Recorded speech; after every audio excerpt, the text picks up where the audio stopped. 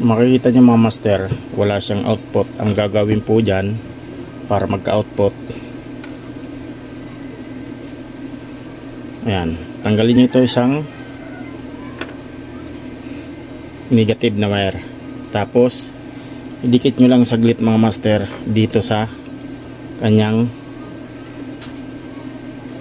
B negative. Ayan, ayan, saglit lang. Okay, tapos tingnan na natin kung mayroon na siyang output. Ayan,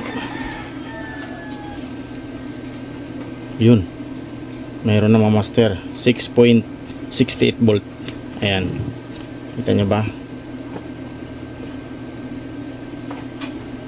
Yun, ganun lang kasimple mga master. Kasi yung iba nagtataka bakit walang output, akala sira. Siyempre nakatulog pa yan eh, bimis na yan, kailangan nyo gisingin pagkatapos nyo ng mahinang. Ayan, ganun lang kasimple. Tapos balutin na natin mga master.